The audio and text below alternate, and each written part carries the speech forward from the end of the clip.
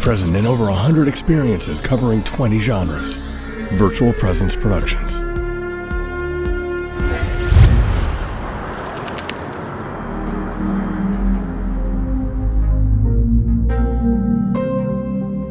Oh, hey there. So you may or may not be aware that what you're watching is part of a much bigger project called The Journey. That's what the Guinness Book of World Records plaque is right there. That's what that's for. And although the majority of what I do is in VR180, in order to keep the journey going, I do 100 videos a year. And the split's about 65-35 VR180 flat. Well, we've run into a weird situation where I'm trying to make a flat video about 30 years of my political life, but obviously none of that was in VR. But I think it's important to show the VR community because I'm going to start doing some 3D VR180 type political things. And I want to give you a little bit of background. So I built this handy dandy theater. Look at that, right? And sit back, relax, and relive the journey of my political life. I used to be the political guy.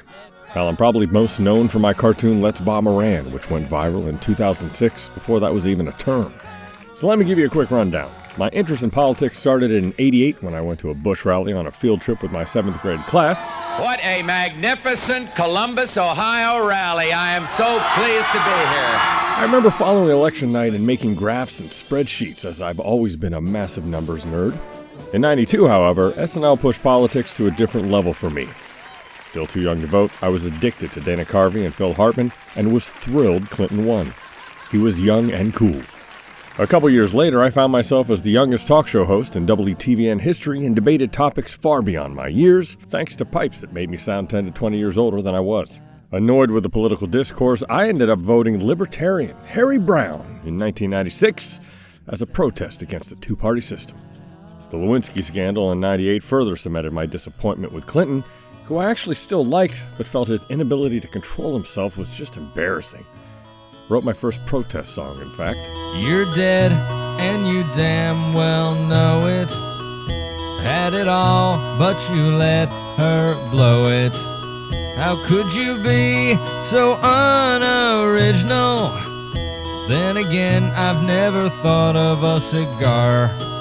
I then moved to LA and somehow wasn't registered to vote in 2000. But honestly, was just rooting for Bush because I thought Will Ferrell was really funny, and I didn't think it mattered. Strategery. 9/11 made all that change for me. Well, actually, the decision to invade Iraq because of 9/11 absolutely infuriated me. Why on earth would you preemptively invade a country and use the goodwill after 9/11 to do it? Or even worse, because you think they have big weapons? What the hell? Oh, the protest songs were back. Yeah, come on, all you big strong man. Uncle Sam needs your help again. 9/11 made you enlist him. Yeah, that has to do with this. We'll get Bin Laden when we get back, but for now let's kill Iraq. And it's 1, 2, 3. What are we fighting for? Don't tell them, they won't give a damn. They're too young for Vietnam. And it's 5, 6, 7. Spread that freedom hate. Well, there ain't no time to wonder why. Don't think it through, just die. It's not that I was against all military action, I just felt our soldiers were the bravest and most precious commodities we have. You don't use them unless necessary. And then the moment that fundamentally changed me. Hurricane Katrina. The guy who runs this building I'm in, emergency management, he's responsible for everything. His mother was trapped in St. Bernard nursing home, and every day she called him and said, "Are you coming, son? Is somebody coming?" And she said, "Yeah, Mama, somebody's coming to get you. Somebody's coming to get you on Tuesday. Somebody's coming to get you on Wednesday. Somebody's coming to get you on Thursday. Somebody's coming to get you on Friday." And she drowned it Friday night. She drowned it Friday night.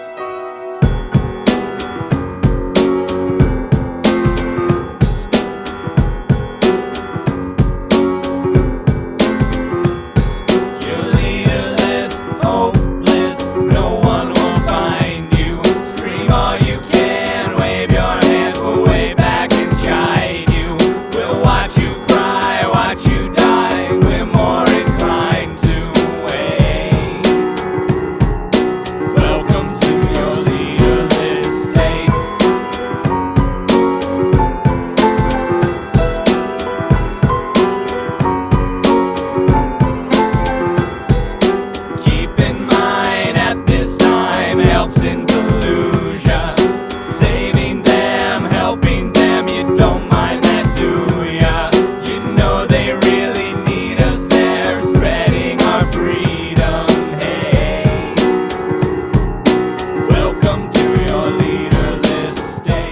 Thanks to the internet, these songs gained quite a bit of traction and even got some radio airplay.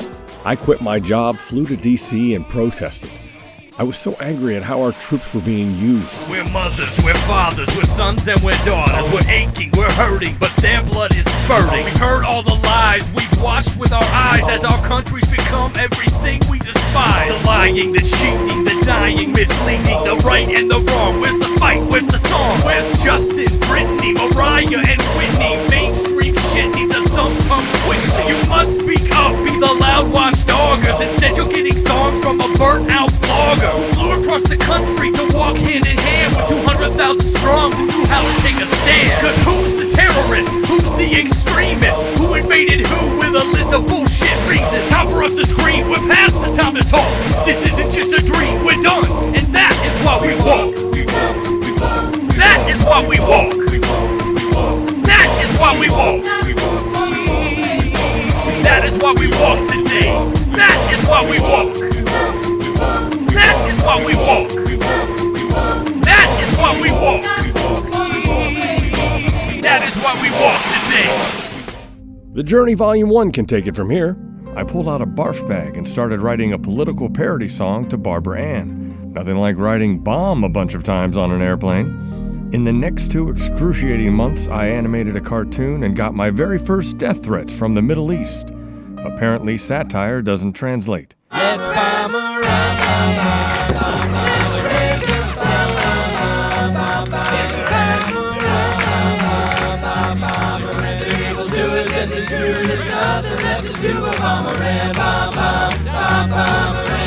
went to Iraq, called out the black. No turning back, so while we're there, let's just attack and bomb Iran. Bomb, bomb, bomb, bomb, Iran, bomb, bomb, Iran. There is such a me and you, there's nothing left to do but bomb Iran. Bomb, bomb, bomb, bomb, Iran. I'm not gonna stand, but gave up the Taliban. Hey, at least it's understand, and that's enough to make a plan to bomb Iran. Bomb, bomb, bomb, bomb, Iran. Bomb, bomb, bomb, bomb, bomb, Iran. You're coming if you doubt, and my time is running out of bomb Iran. Bomb, bomb, bomb, bomb, Iran. And holy shit did it get big. I uploaded it to a handful of sites, and within days it was over 1 million hits. The media picked up on it, giving me my first national TV exposure, and internationally, I found it on completely Arabic websites with nothing but the lyrics and my name. Thus, the death threats. A few days later, I got a call from Countdown with Keith Olbermann to do a live on-air interview. Tomorrow. Live in studio. Maybe. She said it might have to bump to Monday. She goes, things change. But she goes, yeah, they'll call you tomorrow. You'll be at 5:45, which is high on the countdown. Then Rush got arrested for drugs and bumped me, and the following week I was old news. They didn't even have me on. But Let's Bomb Iran stayed relevant, thanks to this guy. Bomb Iran? Bomb, bomb, bomb, bomb. Anyway. And then Obama made fun of him at the debates. Coming from you who, in the past have been threatened extinction for North Korea and, sung songs about bombing Iran, I don't know, how credible that is. Woo! This is the right strategy. Now, Obama knows who I am! Is also right. This is TV! TV! This is not TV! an easy Let's go crazy! You've got Woo! cross-border. And of course, Obama. I have never been more impressed with a candidate in my life. I'll let the journey take over from here. You could say my life was tailor-made for a campaign of hope. My hope was pretty simple. I just wanted to live in a country where a black man named Iraq Hussein Osama could still be president.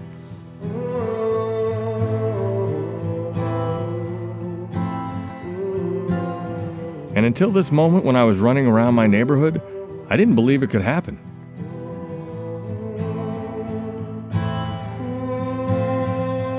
Through a great friend on Facebook, Linda Blake, I was able to get a press pass to the final debate.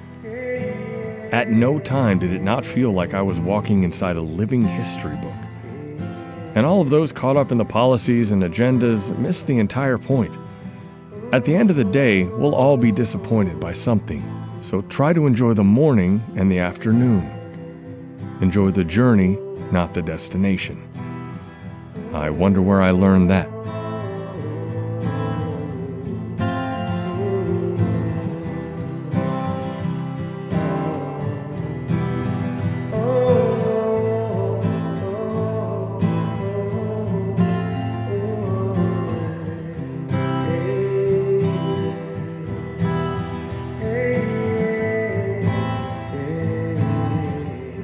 course I went to the inauguration. It was the coldest I've ever been in my life. It was the essence of the journey.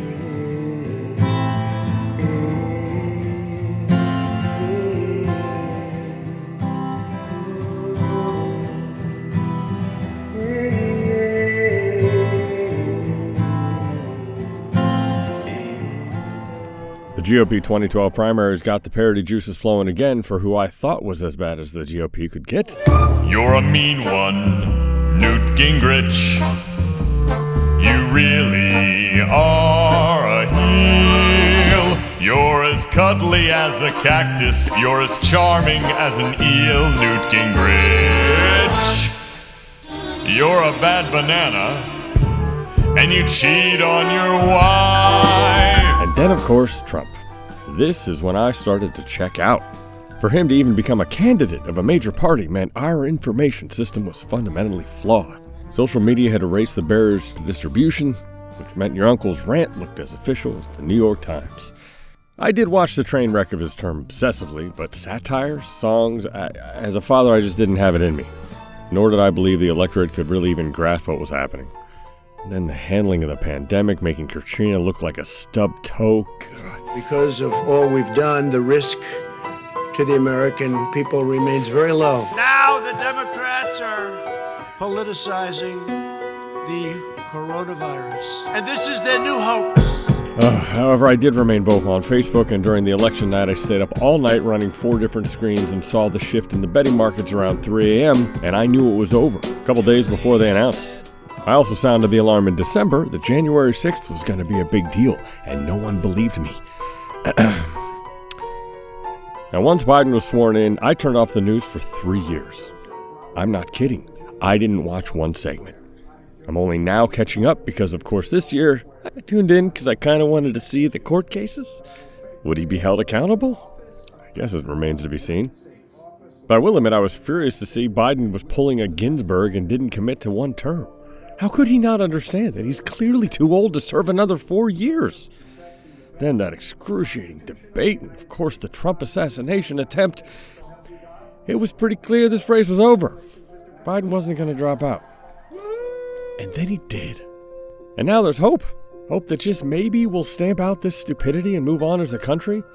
I mean, can we please make me disagree with Mitt fucking Romney again? Please? So I'm back for a bit.